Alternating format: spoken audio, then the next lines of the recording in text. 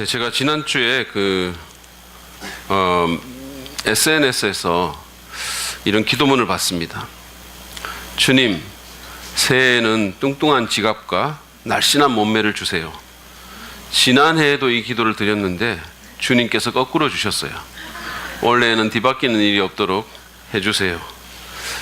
여러분도 혹시 이런 기도를 들으셨나요? 제가 이 기도를 드린 분한테 좀 미안하지만 아마 올해에도 그게 뒤바뀌지 않을까 그런 생각을 합니다. 여러분, 기도라고 다 같은 기도는 아닙니다. 뚱뚱한 지갑과 날씬한 몸매를 위한 기도와 고난 가운데서도 끝까지 주님 바라보고 이기게 해달라는 기도가 어떻게 똑같겠습니까? 가까운 곳에 주차할 수 있게 해달라는 기도와 하나님의 교회를 세우는 일에 쓰임받기를 원한다는 기도가 어떻게 같은 기도일 수 있겠습니까? 하찮은 기도가 있고 중요한 기도가 있습니다. 작은 기도가 있고 큰 기도가 있습니다. 지난주에 저희가 본 것처럼 이 느헤미야는 거룩한 성 예루살렘의 그 무너진 성벽과 하나님 백성들의 그 비참한 상황에 대한 얘기를 듣고 울며 금식하며 기도하기 시작했습니다. 그런 당시에 세계 최강대국이었던 페르시아 제국의 권력의 핵심부에 있었던 사람입니다. 남부러울 것이 없는 그런 삶을 살고 있었습니다. 왕의 신임을 듬뿍 받아서 왕의 바로 옆에 있었고 어떤 사실은 얘기든 왕과 나눌 수 있는 그런 위치에 있게 된 사람입니다. 비록 그는 유대인 포로 집안의 출신이었지만 그 조상들이 포로로 잡혀온 지는 이미 140년도 넘었고 사실은 유대인들의 상황이 자기하고는 별 상관도 없는 그런 상황 가운데 있었습니다. 개인적으로 성공의 가도에 있었고 더 큰 권력을 쥐기 위해서, 더 많은 부를 축적하기 위해서, 더 편안한 삶을 살기 위해서 자신의 꿈을 계속해서 이뤄나가면 됐을 사람입니다. 그런데 우리가 본 것처럼 느헤미야는 그렇게 하지 않았습니다. 왜냐하면 그에게는 꿈 너머에 꿈이 있었기 때문입니다. 왜냐하면 그에게는 정말 더 고상한 삶을 위한 갈망이 그에게 있었기 때문입니다. 그것은 하나님의 사람으로서 그 하나님 백성인 유대인들의 회복에 자신의 인생을 드리려는 거룩한 도성인 하나님이 임재하시는 곳인 그 예루살렘의 회복에 자신을 드리려는 그런 갈망이, 그런 꿈이 그에게 있었기 때문입니다. 구체적으로 그는 무너진 예루살렘 성벽의 재건이라는 그런 큰 하나님의 역사를 이루는 일에 쓰임받기를 원했습니다. 그래서 그는 그것을 위해 기도했습니다. 울며 금식하며 간절히 기도했습니다. 그것은 큰 기도였습니다. 꿈 너머의 꿈을 위한, 가치 있는 인생을 위한, 아니 하나님 나라의 큰 비전을 위한 큰 기도였습니다. 저는 오늘 큰 비전, 큰 기도라는 제목으로 느헤미야 1장 4절부터 11절에 나와 있는 그의 기도를 한번 여러분과 같이 들여다보기를 원합니다. 하나님의 큰 역사를 이루는 큰 기도의 특징은 무엇일까요? 우리는 어떻게 꿈 너머의 꿈을 이루는 그런 기도를 할 수 있을까요? 우리의 인생의 가치를 높여줄 수 있는 그런 기도를 우리는 어떻게 할 수 있을까요? 큰 비전을 위한 큰 기도는 어떤 기도입니까? 제가 이미 한 달 전쯤에 금요 기도회, 우리 FBI 플러스 기도회에서 이 본문을 가지고 말씀을 전한 적이 있습니다. 오늘은 그것과 겹치지 않는 내용만 전하려고 합니다. 나중에 그 말씀도 한번 여러분 들으시면서 기도에 대해서 공부할 수 있기를 바랍니다. 자, 그렇다면 느헤미야는 어떤 기도를 드렸습니까? 우리는 또 어떤 기도를 드려야 합니까? 큰 기도의 특징은 무엇입니까? 먼저 큰 비전을 이루는 큰 기도는 하나님을 크게 보며 기도하는 기도입니다. 우리는 하나님을 크게 보면서 기도할 수 있어야 됩니다. 느헤미야는 그렇게 했습니다. 4절, 5절 말씀을 한번 보시죠. 나는 슬픔에 잠긴 채로 며칠 동안 금식하면서 하늘의 하나님께 기도하며 아뢰었다. 주 하늘의 하나님, 위대하고 두려운 하나님, 주님을 사랑하는 이들과 세운 언약, 주님의 계명을 지키는 이들과 세운 언약을 지키시며 은혜를 베푸시는 하나님. 자, 이 구절에서 그는 반복해서 하나님을 하늘의 하나님이라고 그렇게 부릅니다. 그것은 하나님의 초월성과 위대함을 강조한 이름입니다. 그분은 이 땅에만 매여 있는 분이 아니십니다. 그분은 제한된 분이 아닙니다. 그분은 이 모든 것을 넘어서 계신 하늘의 하나님이십니다. 그분은 당시 지상에서 최고 권력자였던 아닥사스다 왕보다 더 높은, 더 크신 하늘의 하나님입니다. 그러면서 느헤미야는 이 하나님을 위대하고 두려운 하나님이라고 그렇게 부릅니다. 여러분, 하나님보다 더 크고 하나님보다 더 두려운 분은 없습니다. 하나님보다 큰 분이 어디 있습니까? 누가 하나님에게 맞설 수 있겠습니까? 지상의 왕은 우리의 몸에만 영향을 줄 따름이지만 하나님은 우리의 영혼에까지 영향을 주실 수 있는 분이십니다. 이 세상은 지금 여기에 눈에 보이는 것만 타치할 수 있지만 하나님은 이 땅과 그 현세를 넘어서 눈에 보이지 않는 영원한 것을, 모든 것을 주관하시는 분이십니다. 여러분, 만약에 하나님이 우리를 대적하시면 우리는 절망입니다. 그러나 만약에 하나님이 우리와 함께 하시고 우리를 도우시면 그 어떤 사람에게도 소망이 있게 되는 것입니다. 만약에 우리가 하나님을 두려워하지 않으면 우리는 모든 것을 다 두려워하게 되어 있습니다.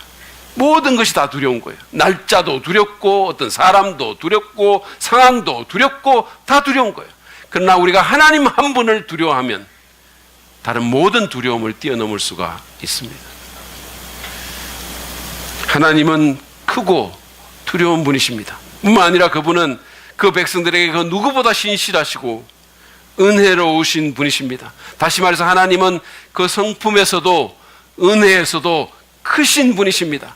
은혜가 한량이 없으신 분이시고 말할 수 없는 은혜를 우리에게 베푸시는 분이십니다. 큰 기도는 느헤미야가 그랬던 것처럼 하나님을 크게 볼 때 가능합니다. 여러분, 우리가 잘 기도하지 않고 종종 우리 기도에 맥이 빠지는 이유가 뭐라고 생각하십니까? 어떤 일이 닥치면 우리가 그냥 정신이 다 나가가지고 무슨 사람 찾아가고 의사 찾아가고 맨 마지막으로 기도나 해볼까 하는 이유가 뭐라고 생각합니까? 그것도 믿는 사람들이. 그것은 우리의 기도를 들으시는 하나님이 얼마나 큰지를 우리가 못 보는 거예요. 안 믿는 겁니다.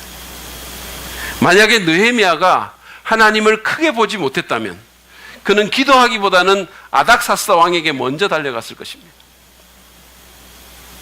그러나 그는 하나님을 크게 봤기에 세계 최고 권력자에게 접근이 가능했음에도 불구하고 먼저 하나님께 달려가서 무릎을 꿇었던 겁니다.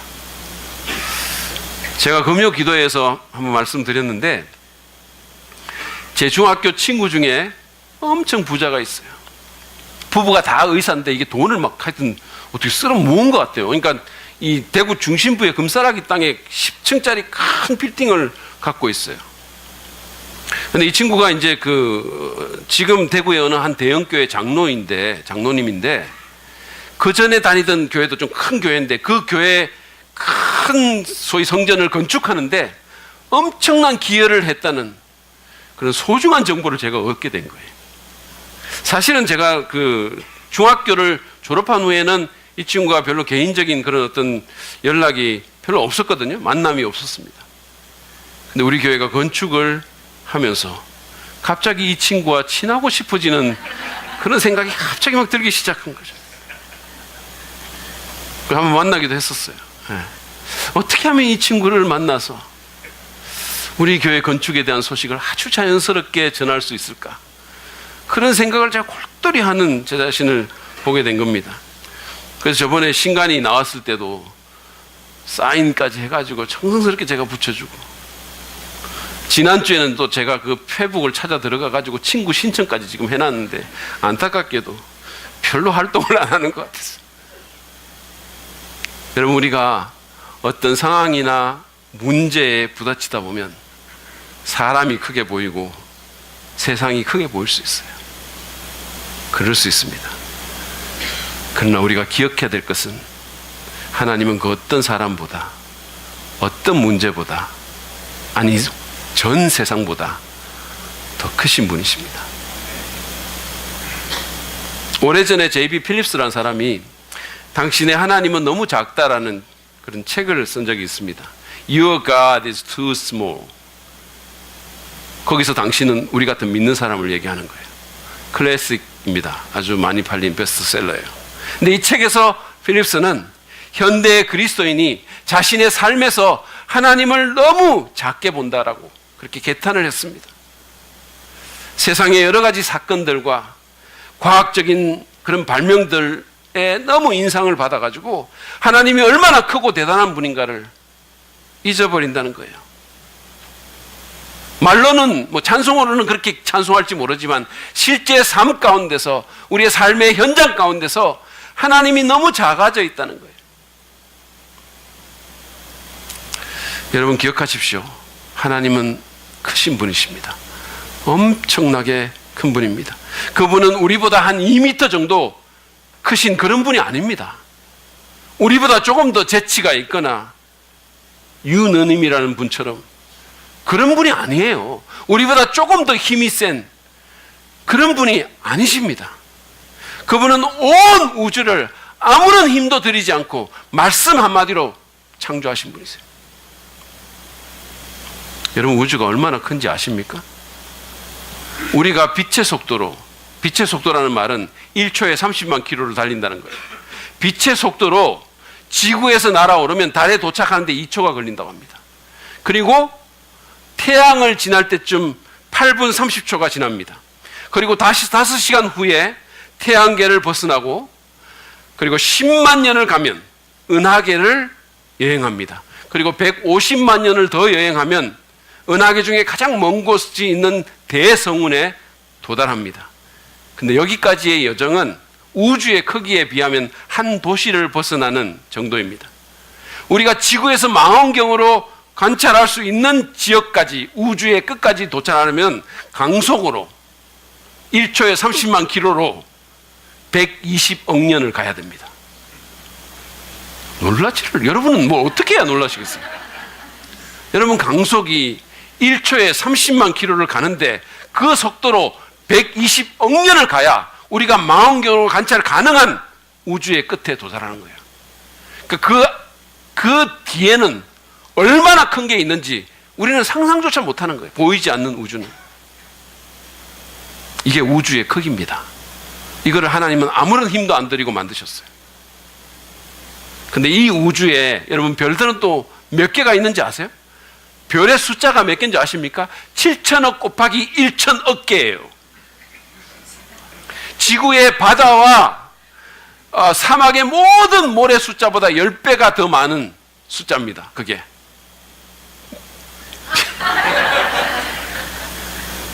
그 별 가운데는요 엄청나게 큰 별들이 있는데 비틀주스라는 별의 경우에는 그게 얼마나 큰가 하면 만약에 지구가 골프공만 하다면 이 별은 엠파이어 스테이트 빌딩 6개를 합쳐놓은 크기래요. 이것도 놀라지 않으시고 이것도 실감이 안 나세요? 만약에 여기 여러분들이 이걸 실감을 하기를 원하시면 골프공을 들고 비행기 표를 끊으세요. 뉴욕으로 가세요. 그래가지고 엠파이어 스테이트 빌딩 앞으로 가서 그 앞에 도로 맞은편에 그 골프공을 세워놓으세요. 뉴욕 사람들은 아무 신경 안 쓰니까 그냥 하시면 됩니다. 그리고는 엠파이어 스테이트 빌딩 꼭대기 올라가서 맨 꼭대기층에서 여러분의 상상으로 그 위에 5개를 더 얹어가지고 그 높이에서 여러분이 놔뒀던 그 골프공을 한번 바라보세요.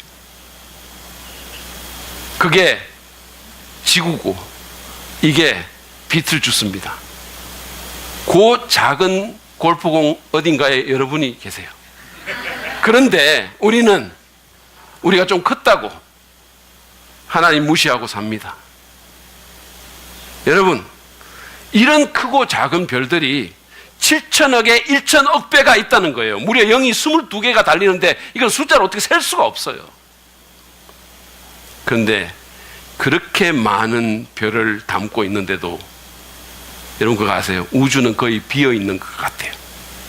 우주가 얼마나 큰지.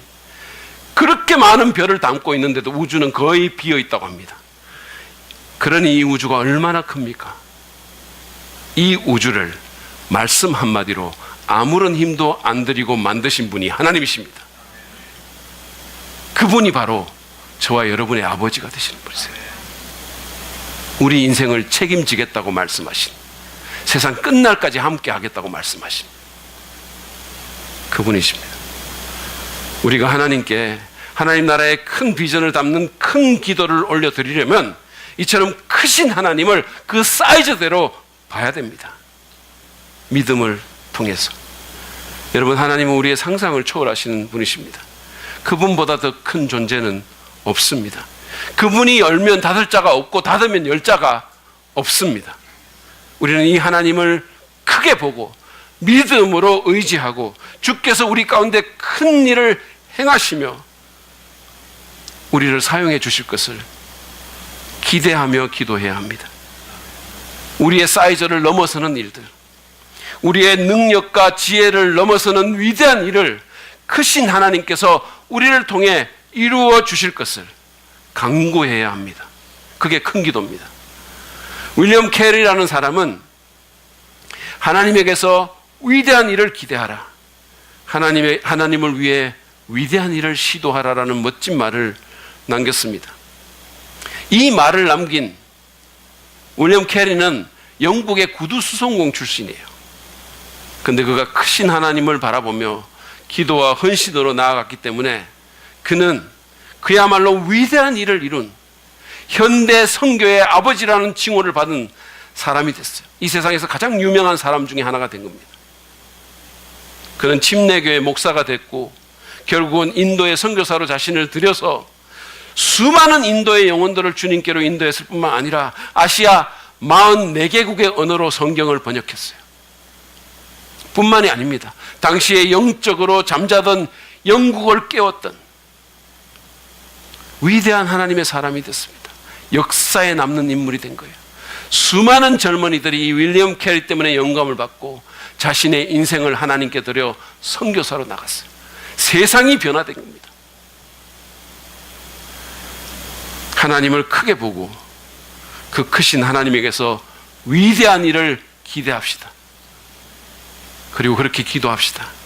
그럴 때 우리는 큰 비전을 위한 큰 기도를 하는 사람이 될 것이고 하나님께 크게 쓰임받게 될 것입니다.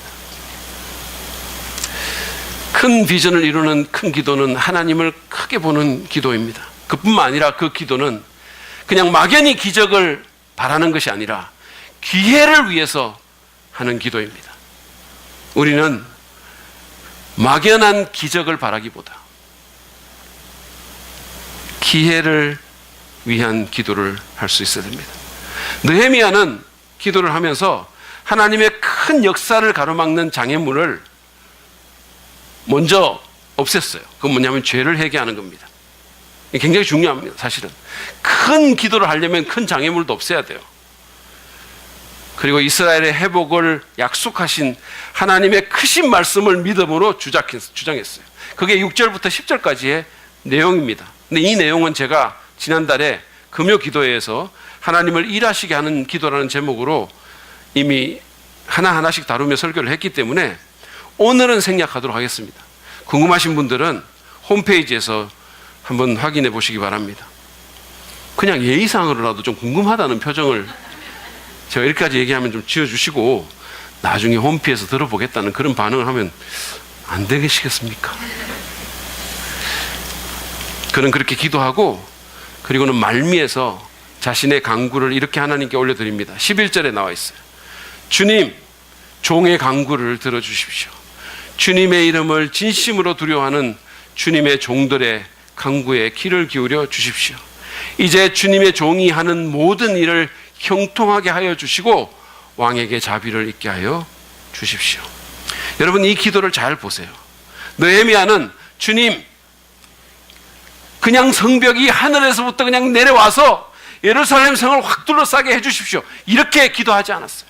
주님, 그냥 땅에서 뭔가 솟구쳐 올라와서 그냥 뭔가 확 일어나게 해주십시오. 이렇게 기도하지 않았어요.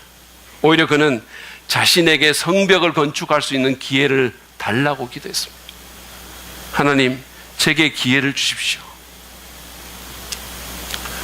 자신이 이제 성벽 재건의 일에 헌신할 테니 그 일을 형통하게 해달라고 특별히 왕인 아닥사스다 왕에게 자비를 있게 해달라고 기도한 겁니다. 그 말은 자신의 상관인 그 아닥사스다에게 성벽 재건에 대해서 말을 하고 이제 내가 나갈 테니 하나님, 그때 그분이 나를 자비롭게 대해서 내가 그 일을 할 수 있도록 주님 도와주십시오.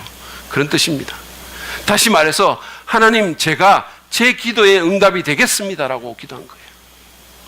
그냥 막연히 그냥 하늘에서 떨어지거나 땅에서 솟아나기를 기도한 게 아니라 하나님, 제가 하겠습니다. 그 일을 형통케 하시고 은혜를 주옵소서. 그렇게 기도한 거예요. 저는 좀 아이디어가 있는 사람이에요. 왜 그런 표정으로 저를 보십니까? 저는 그런 아주 괜찮은 아이디어가 많은 사람입니다. 신학교 같은 데서 이렇게 회의를 하면 제가 그런 아이디어를 내거든요. 아이디어가 참 좋은 아이디어예요. 그러면 이제 총장님이 그런 아이디어를 듣고 좋다고, 그러면 이 교수님이 그거 한번 해보면 어떻겠냐고 이렇게 또 역제안을 해요. 제가 어떻게 할 것 같습니까? 에이, 그건 아니죠. 저는 아이디어맨인데. 저는 제가 말한 것에 응답이 되기를 원치 않아요. 우리는 막연한 기적을 기대하는 기도를 잘합니다. 어떻게든 그냥 막연히 그냥. 제가 신학교 다닐 때 일인데요. 아주 오래전인데 지금도 생생하게 생각이 나요. 헬라어 시간인데, 그리스 말 공부하는 시간인데, 그 시험을 보는데 시험을 앞두고 이제 어떤 교수님이 한 학생에게 기도를 시켰어요. 근데 그 학생도 생각이 나요. 아주 덩치가 큰 흑인 학생이었어요. 그래서 기도를 시켰어요. 근데 그 학생이 이렇게 기도를 하는 겁니다. 하나님, 우리가 지금까지 공부한 거 다 생각나게 하시고 공부 안 한 것까지도 모조리 생각나게 해주십시오. 이렇게 기도를 한 거예요. 그 기도하다가 참다가 웃었어요. 한 사람이 터지니까 다 웃고 교수님까지 웃었어요. 여러분도 이런 기도하지 않습니까? 앞에서 말한 뚱뚱한 지갑과 날씬한 몸매를 위한 기도도 제가 볼 때는 이런 부류에 들어갈 수 있어요. 그냥 기적을 바라는 거예요. 아니, 뚱뚱한 지갑을 원하면 열심히 일해야 되는데 별로 일도 안 하고 열심히도 안 하고, 뚱뚱한 지갑을 바라면 돈도 좀 모아야 되는데 그냥 돈 생기는 족족 충동 구매하고 저축 안 하고 자기 버는 것보다 훨씬 더 쓰고, 그러면서 뚱뚱한 지갑 달라고. 그것만 해도 좀 그럴 텐데 거기다가 날씬한 몸매까지? 아니, 밤 10시에 치킨 먹고 라면 먹으면서? 그러는 거예요. 그러면서 놓고 하나님께서 거꾸로 주셨다고 하나님 원망하는 거예요. 우리는 막연한 기적을 기대하기보다 기회를 위한 기도를 할 필요가 있습니다. 아무것도 안 하면서, 전혀 자신은 믿음으로 살지도 않으면서 하나님, 제 자녀를 믿음 좋은 사람으로 어떻게든 만들어 주세요. 이렇게 기도하는 거예요. 그러기보다는 하나님, 제 자녀가 믿음의 사람으로 성장하는데 좋은 영향을 끼칠 수 있는 기회를 제게 주십시오. 이렇게 기도를 해야 되는 거예요. 하나님, 제 친구 중에 예수 안 믿는 친구가 있는데요, 어떻게든 그 친구가 예수 믿을 수 있도록 하늘에 구름, 십자가라도 하나 그냥 확 그려주시죠. 이렇게 기도하기보다는 하나님, 제가 그 친구를 하나님께, 예수님께 인도할 수 있도록 제게 기회를 주세요. 우리가 그렇게 기도를 해야 되는 거예요. 그럴 때 우리가 하나님의 역사를 이루는 일에 쓰임받을 수가 있는 겁니다. 그럴 때 우리가 큰 역사 가운데 큰 비전을 이룰 수가 있는 거예요. 이것은 공동체적으로도 마찬가지입니다. 하나님, 우리 교회가 부흥하게 해주세요. 여기까지 좋아요. 근데 어떻게든 그냥 옆에 있는 교회가 그냥 어떻게 되든 그냥 통째로 확 무너지든 다 이쪽으로 보내주시고, 그런 과정 가운데 또 질이 좀 안 좋은 성도들은 떨어지게 해주고, 이런 얌체 기도를 하는 거예요. 하기사 목사인 제가 이런 기도 안 하면 여러분들은 그런 기도 안 하시겠죠. 우리가 그렇게 기도하기보다 하나님, 우리 교회가 건강한 교회로 성장하고 부흥하는데 제가 이 일을 담당하고 싶습니다. 제게 기회를 주십시오. 우리가 그렇게 기도를 해야 되는 거예요. 하나님 나라의 건설을 구하는 기도에도 마찬가지입니다. 기회를 달라고, 꿈 너머의 꿈, 하나님의 대역사를 이룰 수 있는 일에 주님 저를 사용해 달라고, 제 길을 형통케 해달라고, 제게도 기회를 달라고 그렇게 기도해야 되는 겁니다. 지난주에 3부 때 우리 한국건축의 윤경식 회장이 와서 우리 사랑믿는 교회에 건축 디자인 설명회를 했잖아요. 거기서 우리는 완전히 새로운 컨셉의 교회 건물을 봤어요. 덜 종교적인, 더 예수 닮은이라는 우리 교회의 모토와 너무 잘 어울리는 그런 건축물이었어요. 비그리스도인들에게 민감하고 그들에게 매력적인 교회를 추구하는 우리의 정신과 너무나 잘 맞았어요. 제가 이 사진을 이번에 이제 명절에 내려가가지고 저희 가족들, 지인들한테 이렇게 보여줬거든요. 그랬더니 너무 아름답다고, 독특하다고, 교회 같지 않다고, 무슨 작은 문화예술센터 같다고, 뭐 콘서트 홀 같다고 이렇게 말하는 사람도 있고, 별장 같다고 말하는 분도 있고, 호텔 같다고 말하는 분도 있고, 가보고 싶다고 얘기하고, 너무 반응이 좋았어요. 제가 페이스북에도, 제 페이스북에 오늘 주보 칼럼에 제가 실은 그런 취지의 짧은 글과 함께 조감도를 이렇게 올렸거든요. 반응이 폭발적이었어요. 정말로. 거의 100개에 달하는 좋아요가 눌려진 거예요. 100개에 달하는. 제 페북 인생 역사상 5손가락에 들만한 그런 반응이었었어요. 댓글도 여러 개가 달렸는데 그 중에는 예수님 안 믿는 그런 비신자도 있었고, 여러분 연탄길의 작가인 이철환 씨도 거기 댓글을 달아놨어요. 모르십니까? 그분을? 그 댓글을 제가 몇 개를 소개하자면 이렇습니다. 한번 들어보세요. 정말 뭐라 말할 수 없이 아름답습니다. 또 정말 사랑을 빚는 교회 같아요. 덜 종교적인, 더 예수 닮은 사랑 빚는 교회가 그 모토에 걸맞는 공간을 만나게 되는군요. 형언할 수 없을 정도로 아름답습니다.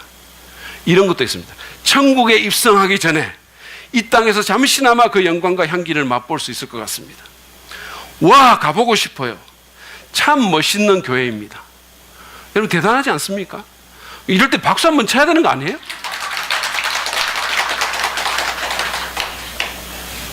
우리는 이제 우리의 영적인 색깔과 우리의 사역 철학을 표현하는 예배당에서 더 힘찬 사역을 감당하게 될 것입니다. 건물 자체가, 건축물 자체가 우리가 누구인가를, 우리가 어떤 교회이며 무엇을 지향하는가를 표현하게 될 것입니다.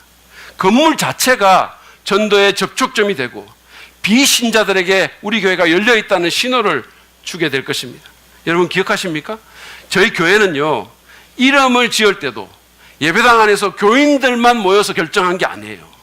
저희가 후보된 이름을 갖고 저 중실상가에 나가가지고 그 길을 지나가는 비교인 행인들에게 이 이름을 정해달라고 맡긴 교회예요.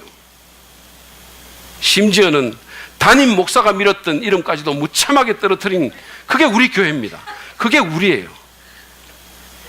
근데 이게 이제는 이름뿐만 아니라 건물도 동일한 정신을 드러내고 동일한 신호를 주게 될 것입니다. 그래서 더 많은 비그리스도인들을, 하나님을 알지 못하고 방황하는 어둠 가운데, 영적 어둠 가운데 헤매는 자들을 빛 대신 하나님께로 이끌 수 있게 될 것입니다. 저는 이거를 그냥 단순한 건축 프로젝트로 보지 않습니다. 여러분, 이것은 하나님 나라의 거룩한 미션이에요. 우리 교회의 믿음과 가능성을 한 단계 더 끌어올리고 하나님의 큰 역사를 경험할 수 있는 절호의 기회입니다. 제가 이렇게 가만히 생각을 해봤거든요. 그랬더니 이게 진짜 하나님의 놀라운 섭니다, 이런 생각이 들었어요. 제 인생을 제가 돌아보면서 제가 어떻게 하다가 여기까지 왔는지를 생각해 보는 가운데 이게 하나님께서 인도하시는 하나님의 섭리라는 생각이 들었어요. 이것은 우리와 우리 자녀들의 소망스러운 미래에 대한 초석을 놓는 역사적인 일이기도 합니다. 이것은 사랑 믿는 교회 식구들 모두가 공유할 만한 꿈 너머의 꿈이 되기에 충분히 가치가 있는 일입니다. 이것은 사람을 살리는 일이고, 이것은 바벨탑 문화의 생명의 탑을 쌓는 일입니다. 이것은 하나님께서 우리에게 주신 절호의 기회입니다. 영원에 우리의 인생을 투자할 수 있는, 하나님 나라의 이야기에 우리 자신을 올릴 수 있는 특별한 기회입니다. 따라서 우리는 이 일을 위해서 기도해야 합니다. 그런데 그게 막연한 그냥 기적을 바라는 기도가 아니었으면 좋겠어요. 하나님, 조감도 보셨죠? 그대로 그냥 송정지구에 하나 꽂아주세요. 이렇게 기도하지 말고, 하나님, 성경 보니까 하나님께서 아닥사스다 같은 사람 해가지고 국세로 그냥 성벽도 짓고 성전도 짓던데 우리도 나라에서 어떻게 좀 안 될까요? 이렇게 기도하기보다, 하나님, 이 가치 있고 거룩한 미션에 기쁨으로 참여할 수 있는 기회를 제게도 주십시오. 제가 이 대역사의 일꾼이 되겠습니다. 주님, 저의 길을 형통하게 하옵소서. 주님, 제가 주님 바라보고 믿음으로 나아갈 테니 주께서 제 인생 책임지시고 이끌어 주십시오. 형통케 하옵소서. 이렇게 기도하는 저와 여러분 되시기를 바랍니다. 이렇게 기도할 때 하나님의 큰 비전이 이루어지게 될 것입니다. 이렇게 할 때 여러분은 또 저는 꿈 너머의 꿈을 이루는 기쁨을 만끽하게 될 것이고, 하나님 나라를 위해서 귀하게 쓰임받는 인생이 되게 될 것입니다. 우리의 얘기가 이 땅에서 끝나는 것이 아니라, 시간도 떨어지고 돈도 떨어지는 걸로 끝나는 것이 아니라, 우리의 얘기가 하나님 나라 가운데 영원토록 지속되는 기회가 되게 될 것입니다. 오늘 우리는 큰 비전을 이루는 큰 기도의 두 가지 특징에 대해서 살펴봤습니다. 하나는 하나님을 크게 보며 기도하는 것이고, 다른 하나는 막연한 기적을 바라는 것이 아니라 기회를 위한 기도를 해야 한다는 겁니다. 제가 이제 말씀을 마치면서 여러분에게 제안을 하겠습니다. 앞으로 여러분께서 기도하실 때, 가정과 교회의 꿈을 위해서 기도하실 때, 여러분의 인생의 가치를 확 높여줄 수 있는 하나님의 대역사를 위해 기도하실 때 이 두 가지를 꼭 기억하시길 바랍니다. 스티븐 코비에 의하면 습관이 형성되기 위해서는 최소한 21일이 필요하다고 하니까 앞으로 3주간, 아니 더 좀 늘려서 4주간은 의식적으로 기도할 때 하나님의 크심을 입어로 여러분 말하십시오. 여러분께서 계속해서 기도할 때 크신 하나님, 느헤미야가 그랬던 것처럼 위대하고 두려우신 하나님, 그렇게 기도하며 여러분의 마음으로 상상해 보시기 바랍니다. 그러면 그 기도가 여러분을 하나님의 크심으로 인도하시면서 이제 3주간 4주간 기도하실 때 의식적으로 말하십시오. 하나님, 제게 하나님의 대역사를 위한 기회를 허락해 주옵소서. 그렇게 한번 시도해 보시기를 바랍니다. 그럴 때 하나님께서 여러분을 큰 비전 가운데로 이끌어 주실 것입니다. 하나님의 역사로 인도해 주실 것입니다. 이제 한번 상상해 봅시다. 만약 우리 모두가 하나님을 크게 보며 정말 우리 모두가 하나님 나라의 거룩한 기회를 위해서 기도한다면 우리 교회와 우리 가정에는 어떤 일이 있게 될까요? 어떤 하나님의 역사가 우리 가운데 펼쳐지게 될까요? 우리의 인생이 어떤 가치를 지니게 될까요? 어떤 영향력을 가질 수 있게 될까요? 하나님의 능력이 드러나게 될 것입니다. 하나님의 크신 은혜와 복이 우리 가운데서 체험되게 될 것입니다. 영적인 갱신과 회복과 부흥에 더 많은 우리 교회 성도들이 쓰임받게 될 것이고, 더 강력하고 더 생명력 있는 가정과 교회가 세워지게 될 것입니다. 그런 축복이 여러분 모두에게 있기를 간절히 바랍니다.